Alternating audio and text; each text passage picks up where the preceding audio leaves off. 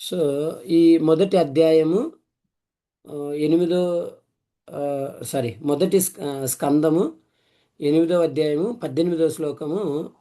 ఈ కుంతి మాత మొట్టమొదటిగా ఆ, ప్రే ప్రేయర్స్ చేస్తున్నారు అనమాట భగవంతుడికి. సో ఇప్పుడు ఇప్పుడు చూడండి అక్కడ ఆ, ఉత్తరామాత ఎప్పుడైతే వచ్చి భగవంతుని ఆశ్రయిస్తాడో అప్పుడు భగవంతుడు ఏం చేస్తాడు? పరమాత్మ రూపంలో ఉత్తరా గర్భంలోకి ఎంటర్ అయ్యి పరీక్షణ్ మహారాజును రక్షించాడు. సో అదే కదా మనకి ముందు ఆ, శ్లోకాలలో చర్చించుకున్నాము. అయితే ఇప్పుడు ఇక్కడ కుంతీమాత భగవంతుడి గురించి ఆ, ప్రార్థన చేస్తుంది. సో ఏ ఏం ప్రార్థన చేస్తుంది, ఎలా ప్రార్థన చేస్తుందో చూద్దాం. ఇక్కడ చూడండి, జనరల్గా మనం మనం గుడికి వెళ్ళినప్పుడు భగవంతుడి ముందు నిలబడతాము. నిలబడినప్పుడు మనం కూడా ప్రే చేస్తాం. మనం ఏం ప్రే చేస్తాం కానీ మనము అడుగుతాం అనమాట. స్వామి, నేను ఒక మంచి భక్తుడిని అవ్వాలి, లేకపోతే ఆ, ఇంకా భౌతికంగా మెటీరియల్గా ఏదైనా కావాలనుకున్న వాళ్ళకు వాళ్ళు ఏం చేస్తారంటే నాకు ఒక ఆస్తి కావాలి, ఒక మంచి ఇల్లు కావాలి, ఒక కారు కావాలి, ఇట్లా ఏం చేస్తారంటే అది కూడా ప్రేయరే. కానీ వాళ్ళ కోసం అడగడం, ఆ ఆ వ్యక్తి కోసం అడగడం అనమాట. అలా జనరల్గా సాధారణంగా ఏ, ప్రతి ఒక్కరు కూడా అలా అడుగుతారు. లేదా కొంత భక్తిలో ఎదగాలనుకున్న వాళ్ళు, స్వామి నాకు ఈ భక్తికి ఎక్కడ ఆటంకాలు రాకుండా చూడు స్వామి, నేను మంచిగా భక్తిలో ఎదగాలి అని చెప్పి ప్రార్థన చేస్తాం. కానీ మనం ఏం చేస్తున్నాం అక్కడ? భగవంతుని అడుగుతున్నాం. మన కోసం భగవంతుని అడుగుతున్నాం మనం ఏదో చేయాలని. కానీ కుంతిమాత ఏం చేస్తుందంటే భగవంతుణ్ణి ప్రశంసిస్తుంది. అంటే ప్రార్థన ఎలా ఉండాలో కుంతిమాత నేర్పుతా ఉంది ఈ శ్లోకం ద్వారా. చాలా అద్భుతమైనటువంటి శ్లోకం అది. మనము దాని నుంచి ఏం నేర్చుకోవాలి అన్నది మనకు కుంతిమాత చూపిస్తోంది అనమాట. అయితే మనము ఎప్పుడైనా కూడా భగవంతుడి ముందు నిలబడినప్పుడు మనం ఎలా ప్రే చేయాలి? ప్రేయర్స్ అంటే ఇక్కడ మనం అర్థం చేసుకోవాల్సింది భగవంతుణ్ణి ప్రశంసించడం. అది అది చేయాలి. స్వామి, నేను నీకు ఏదైనా ఒక సేవ చేస్తే అది ఆ, ఆ, ఎలా ఉండాలంటే అందంగా, చాలా అందంగా కనిపించాలి, అందరూ మీకు ఆకర్షితులు అవ్వాలి అన్న భావన. సో ఇక్కడ కుంతిమాత మనకి అది నేర్పాలనుకుంటుంది. భగవంతుని ప్రశంసిస్తుంది. ఎలా అంటే ఇప్పుడు మనం చూద్దాం ఒక్కొక్క వర్డ్ ఏం చెప్తోందో. నమస్యే. ఇక్కడ ఫస్ట్ మొట్టమొదటిగా భగవంతుడు వచ్చి ఆ, మన రథం మీద కూర్చొని ఉన్నారు. అప్పుడు కుంతిమాత వస్తుంది. కుంతిమాత వచ్చి ఆ ప్రేయర్స్ అనేది మొదలు పెడుతుంది. ఆ ప్రేయర్స్ మొదలుపెట్టే ముందు ఇంకా భగవంతుడు బయలుదేరుతున్నప్పుడు అందరూ అక్కడికి వచ్చి గ్యాదర్ అయి ఉంటారనమాట. గ్యాదర్ అయినప్పుడే అప్పుడే కదా ఆ కుంతిమాత సరే ఉమ్, ఆ పరీక్షణ్ మహారాజును రక్షించడానికి ఆ, ఆ ఆ రక్షణ జరిగి ఉంటుంది కదా, అప్పుడే కదా. ఆ జరిగినప్పుడు అది కుంతిమాత అబ్జర్వ్ చేస్తుంది అనమాట.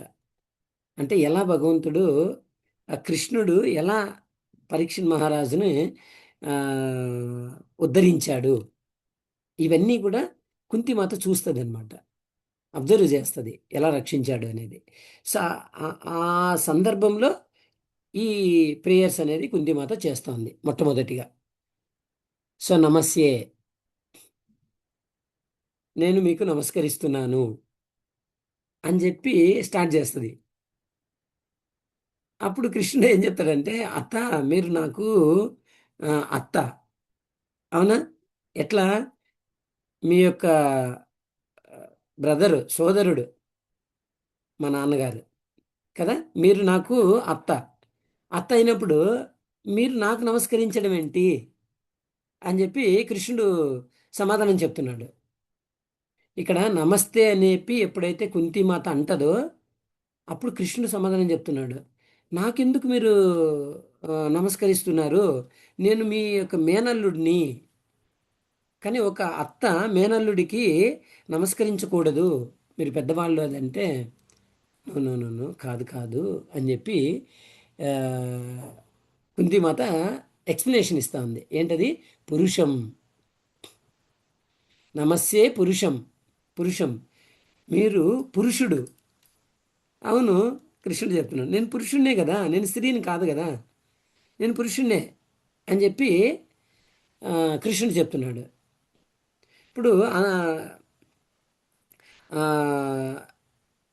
ఇక్కడ మనం అర్థం చేసుకోవాల్సింది, ఆ, పురుషం అంటే నేను పురుషుణ్ణే అని చెప్పి ఎప్పుడైతే భగవంతుడు చెప్తాడో అప్పుడు కుంతిమాత చెప్తుంది, కాదు కాదు, త్వాద్యం తు ఆద్యం. ఆద్యం అంటే ఆది పురుషుడు. సో అని చెప్పి ఎప్పుడైతే కుంతిమాత చెప్తుందో, మీరు ఆది పురుషుడు అంటే ఏదో మామూలు సామాన్యమైనటువంటి పురుషులు ఏదైతే ఉన్నారో అది వా పురుషుడు కాదు, మీరు ఆది పురుషుడు. ఆద్యం, తు అంటే బట్, కానీ, కానీ మీరు పరమపురుషుడు, ఆది పురుషుడు అని చెప్పి ఎప్పుడైతే కుంతిమాత చెప్తుందో, అంటే ఏంటి ఆ ఉద్దేశం ఏంటి అని చెప్పి కృష్ణుడు చెప్తున్నాడు. పురుషం ఈశ్వరం.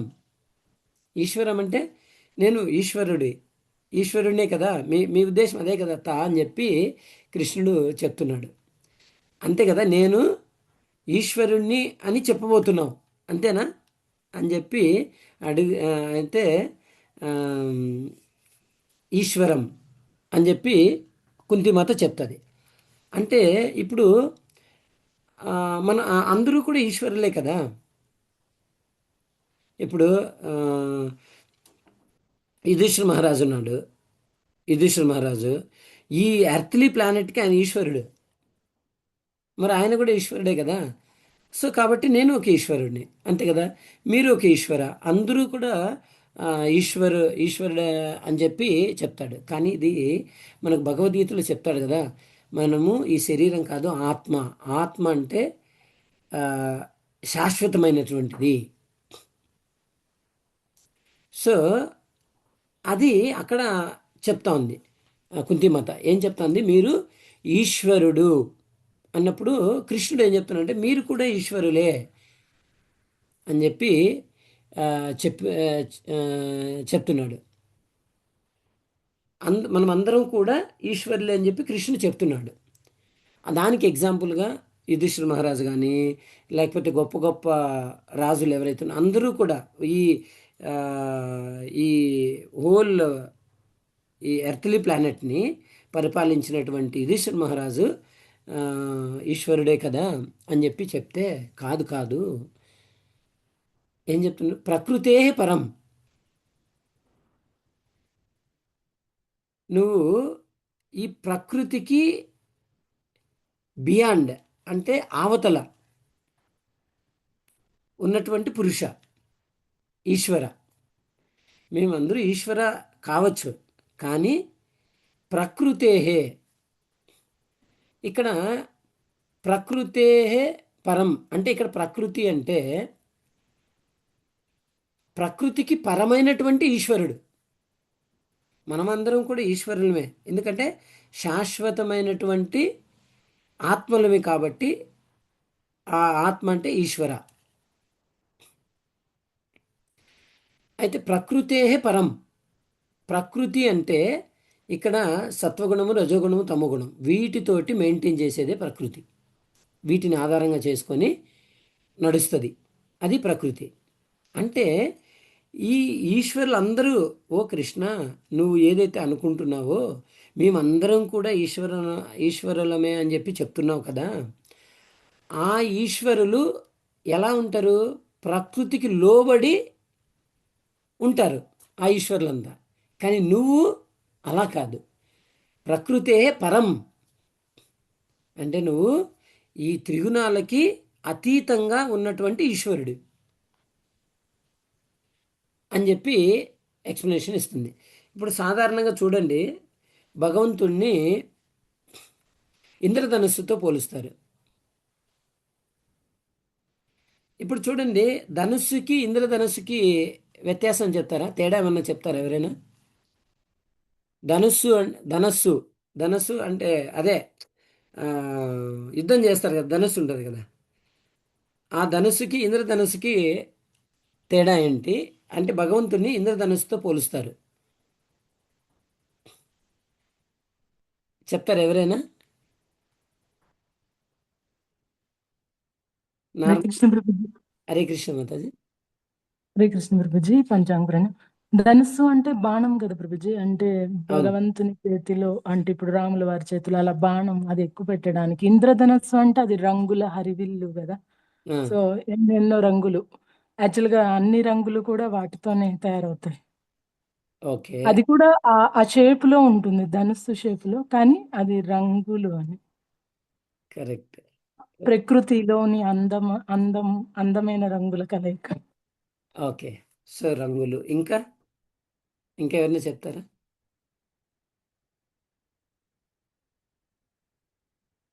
సో ఇక్కడ ఇంద్రధనుస్సు భగవంతుడితో ఎందుకు పోలుస్తున్నారు అంటే, ఇప్పుడు మనం చూస్తే ధనుస్సుకి మనకి ఒక స్ట్రింగ్ తాడు కట్టి ఉంటుంది యుద్ధం చేయడానికి. ఇంద్రధనుస్సుకి ఆ తాడు అనేది ఉండదు. ఇంద్రధనుస్సుకి తాడు ఉండదు. ఇక్కడ ధనుస్సుకి, నార్మల్ ధనుస్సుకి తాడు ఉండడం అంటే అర్థం ఏంటంటే, అది ఆ తాడు దేనితో రిప్రజెంట్ చేయబడి ఉంటుందంటే సత్వగుణము, రజోగుణము, తమోగుణము. అంటే ఈ భౌతిక ప్రపంచంలో యుద్ధం చేసిన వాళ్ళు ఆ ధనుస్సును తీసుకొని ధనుస్సుకి తాడు కట్టి దాన్ని ఆరోస్ వదులుతారు కదా, అది భౌతిక ప్రపంచంతో పోల్చబడుతుంది అనమాట. కానీ ఇంద్రధనుస్సు వచ్చి భగవంతుడితో పోల్చబడింది. ఎందుకు పోల్చబడిందంటే దానికి ఇంద్రధనుస్సుకి తాడు ఉండదు. అంటే భగవంతుడు ఈ సత్వగుణం, రజోగుణం, తమో గుణాలకి అతీతుడు అని అర్థం చేసుకోవాలి. భగవంతుని ఇంద్రధనుస్సుతో ఎందుకు పోల్చారంటే అందుకనమాట. భగవంతుడు ఈ సత్వగుణం, రజోగుణం, తమో గుణాలకి అతీతంగా ఉంటాడు కాబట్టి దానికి ఆ తాడు అనేది ఉండదు. సో అది మనం ఇక్కడ అర్థం చేసుకోవాలి. చూడండి, ఇక్కడ ఈ ప్రకృతే పరం, ఈ సత్వగుణం, రజోగుణం, తమోగుణము ఈ భౌతిక ప్రపంచంలో మనకి ఆ, ఈ గుణాలు ఉంటాయన్నమాట. ఈ జీవులందరూ కూడా ఈశ్వరులు అయినప్పటికీ ఈ సత్వగుణం, రజోగుణం, తమో గుణాలకి లోబడి ఉంటారనమాట. ప్రకృతి మెయింటైన్ చేస్తుంది జీవులందరినీ కూడా, కానీ భగవంతుడు ఆ జీవులకి అతీతంగా ఉంటారు. అయితే ఇక్కడ మళ్ళీ మనకి ఇంకొకటి ఏం చెప్తున్నారంటే భగవంతుడు అగోచరుడు అని చెప్పి చెప్తున్నాడు. ఇక్కడ అలక్ష్యం మనకి భగవంతుడు అర్థం కాడు. భగవంతుని అర్థం చేసుకోవడము అంత ఈజీ కాదనమాట. ఎప్పుడైతే కంప్లీట్గా పూర్తి శరణాగతి మనం ఎప్పుడైతే గురువుకి పొందుతామో ఆ గురువు చూపిస్తాడు భగవంతుణ్ణి. గురువు ద్వారా మనకి భగవంతుడి యొక్క దర్శనం దొరుకుతుంది, కానీ అసలు నార్మల్గా భగవంతుడి దర్శనం దొరకడం అనేది జరగదు. సో ఖచ్చితంగా గురువు ద్వారానే మనకి ఆ భగవంతుడి దర్శనం అనేది దొరుకుతుంది. అయితే ఇక్కడ అలక్ష్యం, అప్పుడు నువ్వు ఈ అన్నిటికీ కూడా అతీతంగా ఉన్నటువంటి ఈశ్వరుడివి అని చెప్పి ఎప్పుడైతే మన కుంతీదేవి చెప్తుందో అప్పుడు, సో అంటే అప్పుడు చెప్తుంది అనమాట కుంతీదేవి, నువ్వు లైక్ మీరు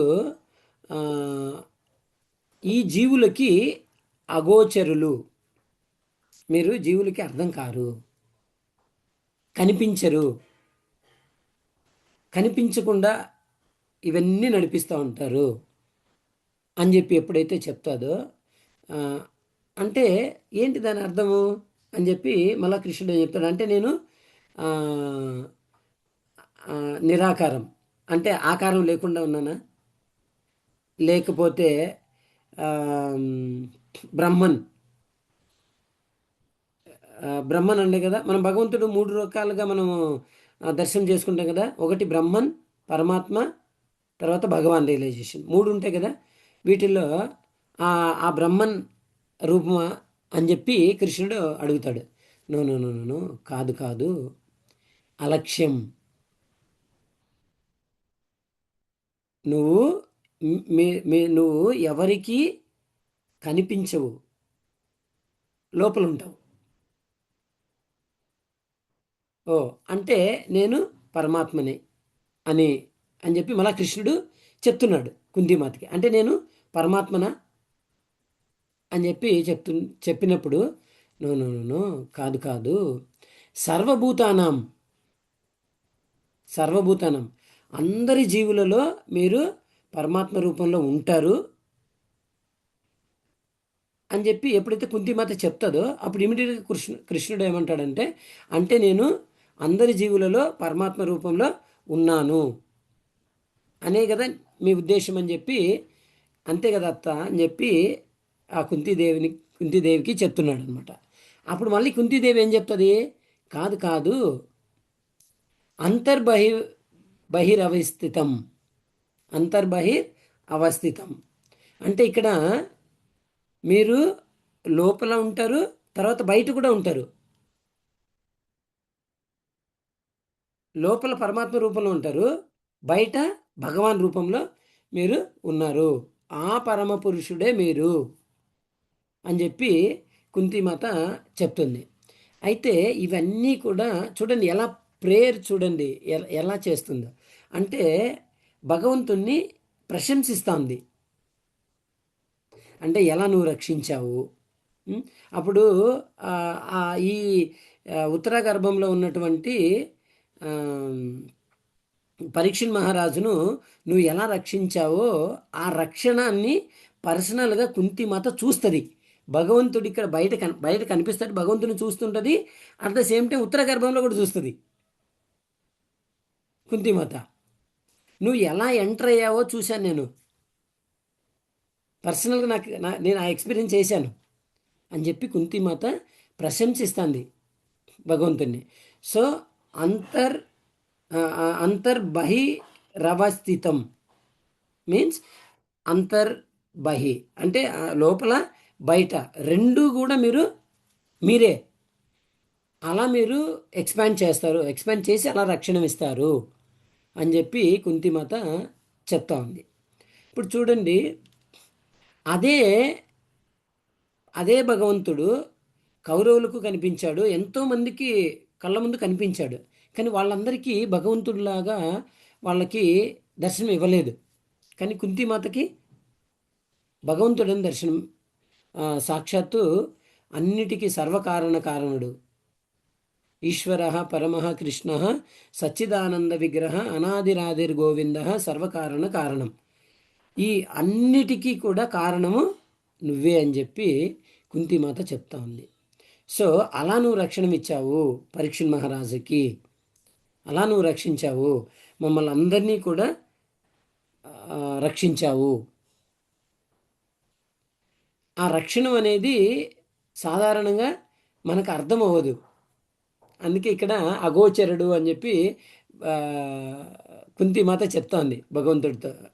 సో నువ్వు అలా కనిపిస్తావు బయటికి, కానీ లోపల ఉంటావు, కానీ లోపల లక్షణం చేస్తూనే ఉంటావు ఎప్పుడూ కూడా అని చెప్పి కుంతిమాత ప్రేయర్ చేస్తుంది. ఇప్పుడు మనం చూస్తే ఆ, ఈ 10th క్యాంటోలో కూడా బ్రహ్మదేవుడు కూడా ప్రార్థన చేస్తాడు. బ్రహ్మదేవుడు ఏమని ప్రార్థన చేస్తాడు అంటే, ఇప్పుడు ఆ, అప్పుడు బ్రహ్మ విమోచన లీల చేసినప్పుడు బ్రహ్మదేవుడు తప్పు చేస్తాడు కదా, మిస్అండర్స్టాండింగ్ చేసుకున్నప్పుడు అప్పుడు ఆ, భగవంతుడి ముందుకు వచ్చి కృష్ణుడి ముందుకు వచ్చి ఆ, చెప్తాడనమాట, నువ్వు నన్ను రక్షించినటువంటి తల్లి అని చెప్తాడు. కృష్ణుడు యాక్చువల్గా పురుషుడు కదా. కానీ బ్రహ్మదేవుడు ఏం చెప్తాడంటే, నువ్వు నన్ను రక్షించినటువంటి ఒక తల్లి అని చెప్పి చెప్తాడు. ఇక్కడ బ్రహ్మదేవుడు తల్లి అని ఎందుకు మెన్షన్ చేశాడు అంటే, ఒకసారి మనం అబ్జర్వ్ చేస్తే కృష్ణుడు చిన్నగా ఉన్నప్పుడు బలరాముడు కృష్ణుడు ఆడుకుంటుంటే కృష్ణుడు ఏం చేస్తాడు? మట్టి తినేస్తాడు కదా. తిన్నప్పుడు బలరాముడు ఏం చేస్తాడు? యశోదమయ్యకి కంప్లైంట్ చేస్తాడు కదా. కంప్లైంట్ చేసినప్పుడు యశోదమయ్య వచ్చి నోరు తెరచమని చెప్తుంది కదా. తెరిచినప్పుడు ఏమవుతుంది? లోపల మొత్తం అన్ని విశ్వాలు, యూనివర్సెస్ అన్నీ కూడా లోపల చూస్తుంది. స్పృహ తప్పి పడిపోద్ది యశోదమయ్య. చూడండి, అప్పుడు చెప్తున్నాడు, ఈ బ్రహ్మదేవుడు చెప్తున్నాడు, నువ్వు ఏం చేసావు అంటే విశ్వాలన్నీ కూడా నీ నోట్లో చూపించావు. అంటే నీ ఉదరములో ఈ కంప్లీట్ విశ్వాలు, అన్ని విశ్వాలు కూడా నీలో ఉన్నాయి అని చెప్పి బ్రహ్మదేవుడు ప్రశంసించాడు. సో యూనివర్స్ లోపల ఉంది అంటే అర్థమైంది, బ్రహ్మదేవుడు ఎక్కడ ఉంటాడు? ఆ యూనివర్స్ లోపలనే కదా ఉంటాడు. అంటే నేను కూడా నీ లోపలనే ఉన్నాను. అంటే ఒక వ్యక్తి లోపల ఇంకొక వ్యక్తి ఉన్నారు అంటే అది ఎవరు? ఒక తల్లి గర్భంలో ఇంకొక వ్యక్తి ప్రవేశిస్తాడు. సో కాబట్టి అక్కడ తల్లి గర్భం దాల్చింది కాబట్టి ఓ వ్యక్తిని పోషిస్తూ ఉంది కాబట్టి ఆ బిడ్డకి ఆవిడ తల్లి అయింది. అలానే నేను నీ గర్భంలో యూనివర్స్లు అన్నీ కూడా నువ్వు లోపల చూపించావు కదా. అంటే ఆ యూనివర్స్ లోపల నేనున్నాను కాబట్టి నేను వచ్చి నీ లోపల నీ గర్భంలో ఉన్నాను కాబట్టి నేను మిమ్మల్ని తల్లిగా భావిస్తున్నాను అని చెప్పి బ్రహ్మదేవుడు ప్రశంసిస్తాడనమాట. నన్ను క్షమించు అని చెప్పి. అయితే అక్కడ ఆ గర్భంలో ఉన్నటువంటి శిశువు ఆ తల్లిని ఎప్పుడు తంతా ఉంటాడు, తగులుతూ కాలుతోటి తంతూ ఉంటాడు కదా. ఆ ప్లేస్ సరిపోక ఇలా తిరుగును అలా తిరుగు, ఎంత కష్టంగా ఉంటుందో. సో కానీ తల్లి ఏం చేస్తుంది? అలా అన్నా కూడా తల్లి అది అఫెన్స్గా తీసుకోదు, అవునా? ఇంకా మురిసిపోతుంది అనమాట ఆ తల్లి. ఆ యొక్క భావన, నా నా గర్భంలో ఉన్నటువంటి శిశువు క్షేమంగా ఉంది, అలా తన్నినప్పుడు ఆ శిశువు చాలా క్షేమంగా ఉంది అని చెప్పి భావించి ఆనందపడుతుంది అనమాట. ఎలాగైతే తల్లి అలా ఆనందపడుతుందో అలా క్షమించి వదిలేస్తుందో అలా నన్ను క్షమించండి అని చెప్పి బ్రహ్మదేవుడు భగవంతుడిని ప్రే చేస్తున్నాడు. తప్పు చేశాను, ఎలాగైతే తల్లి అలా తప్పు చేసిన తన్నిన శిశువుని క్షమించి క్షేమం కోరుకుంటుందో అలా నన్ను రక్షించమని చెప్పి భగవంతుడిని ఈ బ్రహ్మదేవుడు ప్రార్థన చేస్తాడనమాట. అయితే అక్కడ బ్రహ్మదేవుడు ఏం చేస్తున్నాడు? అక్కడ ఆ తప్పుకి క్షమాపణ కోరుతూ ప్రేయర్ చేస్తున్నాడు. కానీ ఇక్కడ కుంతీదేవి ఏం చేస్తుంది? తప్పుల్ని క్షమించమని అడగట్లేదు, కానీ భగవంతుని ప్రశంసిస్తూ ఉంది. నువ్వు అలా రక్షించింది, ఈ పరీక్షణ్ మహారాజుని ఎలా రక్షించావో నేను చూశాను. ఇక్కడ బయట కనిపిస్తున్నావు, నువ్వు మళ్ళీ ఏం చేసావు? లోపలికి ఎంటర్ అయ్యావు. ఆ బ్రహ్మాస్త్రం ఎప్పుడైతే రిలీజ్ చేశాడో అశ్వత్థామ, దాన్ని నిర్వీర్యం చేయడం కోసం నువ్వేం చేసావు? నువ్వు ఎక్స్పాండ్ అయ్యి ఉత్తర గర్భంలోకి ఎంటర్ అయ్యావు. అది నేను చూశాను, ప్రత్యక్షంగా నేను చూశాను అది. కాబట్టి నువ్వు సామాన్యమైనటువంటి జీవుడు కాదు. ఆ సామాన్య జీవులందరూ కూడా ఎలా పోల్చబడ్డారు? ఈ ధనుస్సుతో పోల్చబడ్డారు. భగవంతుడు ఇంద్రధనుస్సుతో పోల్చబడ్డాడు. ఎందుకంటే ఇంద్రధనుస్సుకి ఆ తాడు ఉండదు. తాడు అనేది దేంతో పోల్చారు? సత్వగుణము, రజోగుణము, తమోగుణంతో పోల్చారనమాట. సో అయితే అంటే ఈ జీవులందరూ కూడా ఈ గుణాలకి లోబడి ఉంటారు, కానీ మీరు ఈ గుణాలకి అతీతంగా ఉంటారు. సో కాబట్టి అందరినీ ఇక్కడ అందరి హృదయాలలో పరమాత్మ రూపంలో ఉంటూ రక్షిస్తూ మళ్ళీ మన ఆ, ఆ, మన ముందు కూడా భగవంతుడు ప్రత్యక్షమయ్యి మనకి దర్శనమిస్తాడు. ఇప్పుడు చూడండి, మనము ఆ, భగవంతుడికి ప్రార్థన చేయాలి అంటే డైరెక్ట్గా భగవంతుడు మనకి కనిపించాలి కదా మరి. మన ముందు ప్రత్యక్షం అయితే కదా మనం చేయగలం ప్రార్థన. కానీ భగవంతుడు మరి ప్రత్యక్షం అవ్వట్లేదు, మనం ఎవరూ చూడలేదే భగవంతుడిని. నిజంగా భగవంతుడిని అయితే జనరల్గా మనం ఎవరూ చూడలేదు కదా. భగవంతుని దర్శనం చేసుకోవాలంటే దానికి ఒక అర్హత కావాలి, అవునా.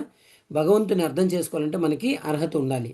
అర్హత లేదు కాబట్టి భగవంతుడు ఏం చేస్తాడంటే డైరెక్ట్గా ప్రత్యక్షం అవ్వకుండా విగ్రహ రూపంలో వస్తాడు. భగవంతుడు విగ్రహ రూపంలో వచ్చి తర్వాత దాన్ని ఆరాధన చేసి, ఆ విగ్రహానికి ఆరాధన చేస్తే అప్పుడు మనము శుద్ధీకరణ అవు శుద్ధీకరించబడతాం, ప్యూరిఫై అవుతాం. ఎప్పుడైతే ప్యూరిఫై అవుతామో అది కూడా ఎలా అవుతుంది? గురువు ద్వారా. గురువు ద్వారా మనం ఎప్పుడైతే ప్యూరిఫై అవుతామో, ప్యూరిఫై అయిన తర్వాతనే భగవంతుణ్ణి మనం దర్శనం చేయడానికి అవకాశం ఉంటుంది. అప్పుడు భగవంతుడు దర్శనమిస్తాడు. ఎందుకంటే భగవంతుడు సో ప్యూర్, చాలా శుద్ధమైనటువంటి ఆ, వ్యక్తి కదా. అంత ప్యూర్గా ఉన్న వ్యక్తి, మనం అశుద్ధమైనటువంటి వ్యక్తులం. మరి ఒక శుద్ధమైనటువంటి వ్యక్తితో సంబంధం ఏర్పరచుకోవాలి అంటే మనకు కూడా కొంత అర్హత ఉండాలి కదా. మనం కూడా కొంచెం నీట్నెస్ మెయింటైన్ చేయాలి కదా, అవునా కదా. సో ఆ ఆ నీట్నెస్ మెయింటైన్ చేయాలి అంటే మనకు ఆ, ఆ శుద్ధీకరణ జరగాలి. కొంత ప్రాసెస్ అనేది కావాలి కదా. మనము ఆ లెవెల్కి వెళ్ళాలి అంటే కొంత ప్రాసెస్ జరగాలి. ఆ ప్రాసెస్ జరగాలంటే ఎట్లా చేస్తాము? ఇప్పుడు విగ్రహాలు లేవు, భగవంతుడు లేడు, ఎలా చేస్తాం మనము? ఆరాధన ఎలా చేస్తాము? చేయలేము. సో కాబట్టి భగవంతుడు దయామయుడు కాబట్టి ఏం చేశాడు? మళ్ళీ ఈ భౌతిక ప్రపంచంలోకి విగ్రహ రూపంలో వచ్చాడు అనమాట. ఆ విగ్రహ రూపంలో వచ్చిన తర్వాత ఆ విగ్రహాన్ని మనం ఎప్పుడైతే ఆరాధన చేస్తామో, ఆరాధన చేసి నువ్వు ఒక వ్యక్తి, నువ్వు ఈ అన్నిటికీ కూడా, ఈ సర్వకారణాలకు అన్నిటికీ కూడా నువ్వే కారణము అని చెప్పి, ఇంత అద్భుతంగా మమ్మల్ని సృష్టించావు, అన్ని ఫెసిలిటీస్ మాకు కల్పించావు. చూడండి, ఒక గాలిని సృష్టించాడు కదా. ఆ గాలి లేకపోతే మనం బ్రతకగలమా? బ్రతకలేము. దానికి భూమిని ఇచ్చాడు కదా. ఆ భూమి ద్వారా మనకు పంటలు పండుతాయి, మనకు ఆహారం దొరుకుతుంది, బ్రతకగలుగుతున్నాం, అవునా. తర్వాత చూడడానికి కళ్ళు ఉన్నాయి, కానీ ఈ కళ్ళు పనిచేయవు.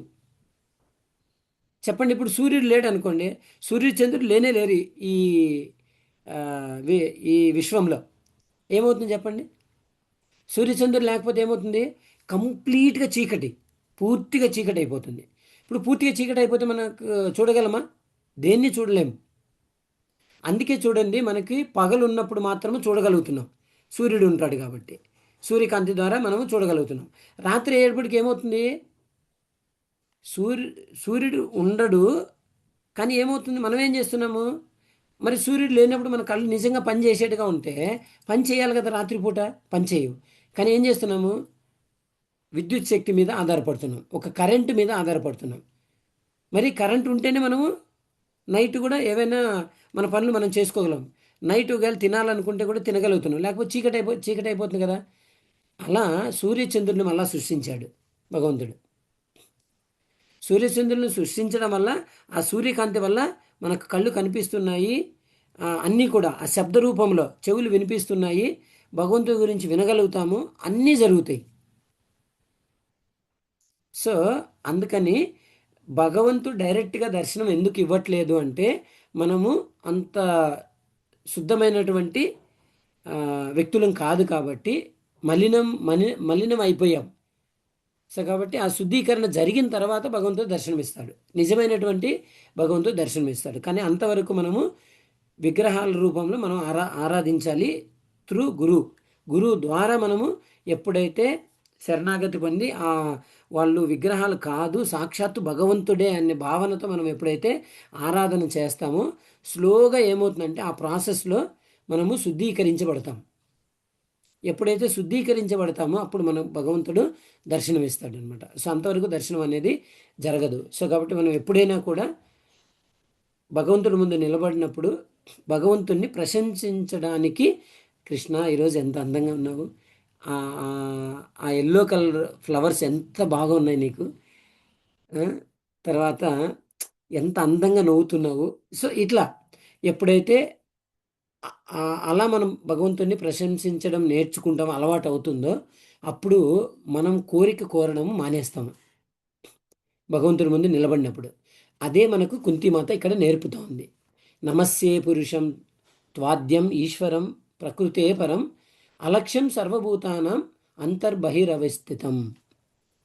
సో మీరు లోపల ఉంటారు, బయట ఉంటారు, అది మీ యొక్క శక్తి. అలాంటి పురుషుడికి, పరమ పురుషుడికి నేను నమస్కరిస్తున్నాను అని చెప్పి చెప్తున్నాడు.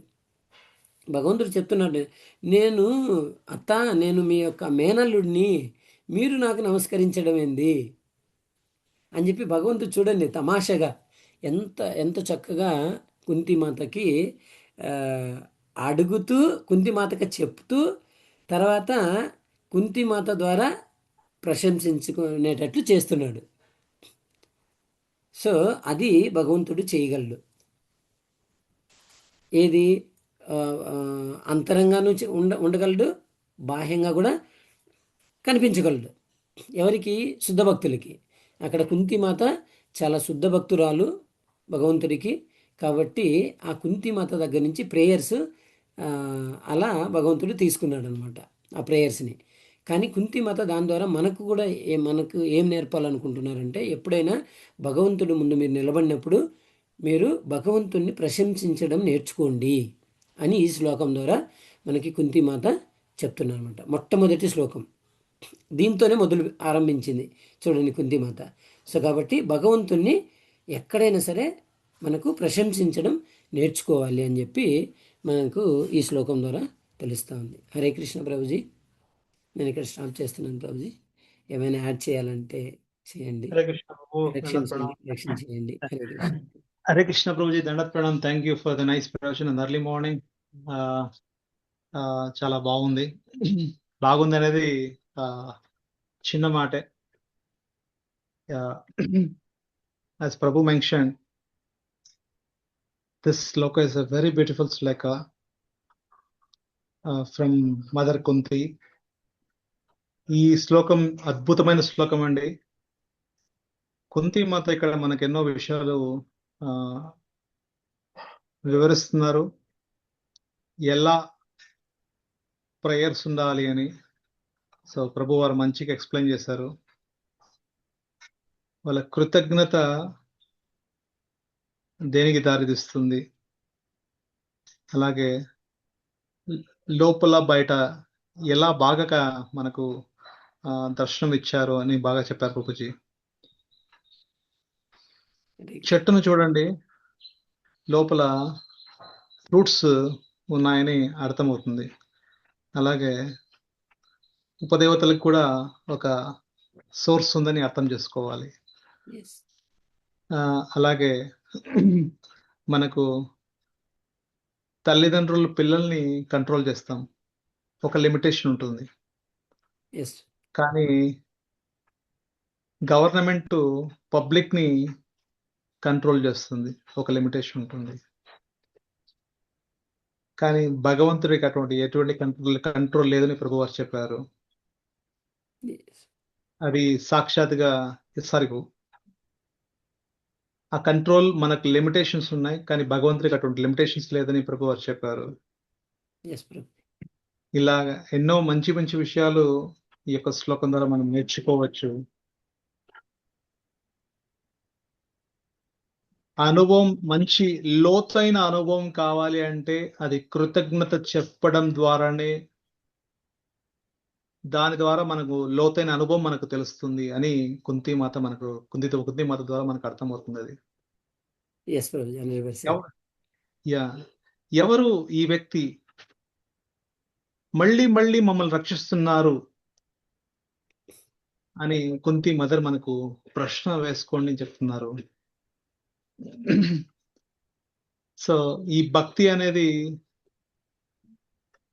ఒక మంచి ఆధ్యాత్మిక చూపును ప్రసాదిస్తుంది మనకు. భౌతికమైన విషయాల నుంచి ఆధ్యాత్మిక వైపు మనము నడవాలి అంటే ఈ భక్తి మనకు నేర్పిస్తుంది. సో ఈ విధంగా ఎన్నో మంచి విషయాలు మనము నెక్స్ట్ రాబోయే శ్లోకాల్లో మనం నేర్చుకుంటాము వివిధ స్పీకర్స్ నుంచి. So thank you Prabhuji, nicely shared that ఇంద్రధనస్సు how compared with lord Krishna అని మంచిగా చెప్పారు. ఆ యొక్క స్ట్రింగ్ ఏదైతే ఉందో అది మన యొక్క డిఫరెంట్ గుణాల గురించి అని చెప్పారు. So it's really touching Prabhuji. Thank you for the opportunity to just add few points only from the sloka Thank you and so from much, the Prabhuji. And that Prabhupada also see how beautifully ఎంత చక్కగా ఆ పదజాలం వాడాడు, పదాలను వాడాడు. ఇప్పుడు చూడండి, మనము చూస్తే supreme personality of God head, అసలు ఇది అది ఏంటో కూడా నిజంగా నాకు అర్థం కాలేదు. ఇస్కాన్కి వచ్చిన తర్వాత బిగినింగ్లో నాకు కొత్తగా అనిపించింది అనమాట. నిజంగా మనకి జ్ఞానం ఉంటే అలాంటి వర్డ్స్ కూడా నాకు తెలియలేదు. తర్వాత ఒకసారి బిగినింగ్లో చూస్తే అంత ప్రోగ్రామ్ అయిపోయినాక ఏదో ప్రశంసిస్తూ ఎవరినో పొగుడుతూ ఏదో చెప్పినప్పుడు నా పక్కన ఉన్న వాళ్ళు గట్టిగా హరిబోల్ అని గట్టిగా అరిచారు. ఇదేంటిది, నేను ఉలిక్కి పడ్డాను అనమాట. ఏంటి హరిబోల్ అంటే ఏంటి అసలు హరిబోల్ అని. సో మనకు తెలియని విషయాలు చాలా ఉన్నాయి. జనరల్గా కూడా చూడండి, ప్రసాదం, ప్రభుపాద వారు ప్రసాదం అంటారు, ప్రసాదం అని ఇంట్రొడ్యూస్ చేశారు. కానీ జనరల్గా మనకు అర్థమయ్యేది ఏంటది, ప్రసాదం అంటే గుడికి వెళ్ళినప్పుడు ఏదో ఒక చిన్న లడ్డూనో చిన్న ఒక బూందో పెడితే ఒక చేతిలో అరచేతిలో కొద్దిగా పెడితే అది ప్రసాదం అనుకున్నాం. కానీ ఇక్కడ చెప్పని పోగు కదా, దాన్ని ప్రసాదం అంటున్నారు. అన్ని వెరైటీస్ మనం తింటాము, కానీ దాన్ని ప్రసాదం అంటారు అనేది నిజంగా నాకు తెలియదు. వీడికి వచ్చినాకనే తెలిసింది. తర్వాత ఇంకా ఎన్నో రకాలుగా ప్రభుపాద వాడారు. Dust of lotus feet of supreme personality of God head. ఏంటది చూడండి, dust of lotus feet of supreme personality of God head. ఇవన్నీ కొత్త అనమాట, నిజంగా తెలియదు. అంత అద్భుతమైనటువంటి విషయాల్ని ప్రభుపాద వారు మనకి చక్కగా ఎక్స్ప్లెయిన్ చేశారు, ట్రాన్స్లేట్ చేసి ఇవన్నీ తెలుసుకోండి అని చెప్పి మనకి ఆ శాస్త్రాలు, వేదాల యొక్క ఎసెన్స్ని శ్రీమద్ భాగవత రూపంలో, భగవద్గీత రూపంలో మనకి ట్రాన్స్లేట్ చేసి అన్ని 40 సంవత్సరాల పాటు ప్రభుపాద వారు కంప్లీట్ అనాలిసిస్ చేశారు, ట్రాన్స్లేషన్ చేశారు. అన్నీ చదివేశారు అనమాట. చదివేసి ఫైనల్గా ఎసెన్స్ని తీసుకొని మనకి ఆ జ్ఞానాన్ని మనకు అందించారు. చక్కనైనటువంటి ప్రాసెస్ తీసుకొచ్చారు. ఈ ప్రాసెస్ ద్వారానే మనం ప్యూరిఫై అవుతాం అన్నది మనకు నేర్పారనమాట. సో కాబట్టి మనం అందరము దాన్ని సీరియస్గా తీసుకొని చక్కగా దాన్ని పాటించి భగవంతుడి యొక్క కృపకి మనం అందరం పాత్రలు అవ్వాలి. హరే కృష్ణ ప్రభుజీ. హరే కృష్ణ పూజీ, దండవత్ ప్రణామ్, థ్యాంక్ యూ. ఎవరికైనా ఏమైనా ప్రశ్నలు ఉంటే అడగండి. రాబోయే శ్లోకాల్లో లోతైన విషయాలు కుంతి మాత నుంచి నేర్చుకోవాలంటే ప్రభుకి చెప్పిన ఈరోజు పాయింట్లలో కానివ్వండి, దయచేసి అడగండి. అప్పుడు మనం మన మనసులో కూడా లింక్ చేసుకుంటా పోవచ్చు అనమాట. ఈ యొక్క శ్లోకం ద్వారా ఈ విషయం నేర్చుకున్నాను, రాబోయే శ్లోకంలో ఈ విషయం నేర్చుకోబోతున్నాము అని ఆ యొక్క లింకింగ్ అనేది మనము నేర్చుకోవాలి కంపల్సరీగా. Hare Krishna. Anybody have any questions or no questions? You understood very clearly? మీకు ఎటువంటి ప్రశ్నలు లేవా? ఏం అర్థం కాలేదా? ఏదో రామాంజన ప్రభు ఏదో వచ్చారు, ఏదో చెప్పారు, తలాడిచ్చేసాం, వెళ్ళిపోతున్నాం అనుకుంటున్నారా? ఏదైనా తప్పు ఉంటే కూడా చెప్పండి, మేము కరెక్ట్ చేసుకుంటాం. ప్రభు వారు వాళ్ళ యొక్క పర్సనల్ ఎక్స్పీరియన్స్ కూడా చెప్పారు. ఇంతకు వాళ్ళ కృష్ణ భక్తిలో మొదట్లో ఇది నాకు తెలియదు, ఇప్పుడు తెలుసు అని చెప్తున్నారు. ప్రభుజీ is right and we are also learning that fact actually. Hare Krishna. Shyam Sridevi దండవత్ ప్రణామ్. ఎస్ మాతాజీ, ప్లీజ్. అసలు బాగా చెప్పారు. యాక్చువల్ గా నేను ప్రతిసారి అనుకుంటాను, ఒక శ్లోకం ఒకటి ఉంటుంది, వీళ్ళు చెప్పే మ్యాటర్ అంతా వేరు వేరుగా ఉంటుంది, ఆ వర్డ్ టు వర్డ్ ట్రాన్స్లేషన్ ఉంటే చాలా బాగుంటుంది కదా అనేసి ఈరోజు అదే విన్నాను. హరి బోల్. యా, ఆల్ గ్లోరీస్ అంటే టు రామ్. బిజినెస్ లో వినిందే వింటానే ఉంటాం, అదే చెప్తుంటారు. అట్లా కాకుండా ఆ, ఆ, కృష్ణ ఏం చెప్తున్నాడు యాక్చువల్ గా అనేది అది ఎగ్జాక్ట్ గా వినాలనుకున్నాను. ఈ రోజు అదే చెప్పాను. All glories to Ramanjaneya Prabhuji Mataji. అలా ప్రభుజీ మీరు గురు మంచిగా ఐడెంటిఫై చేశారు.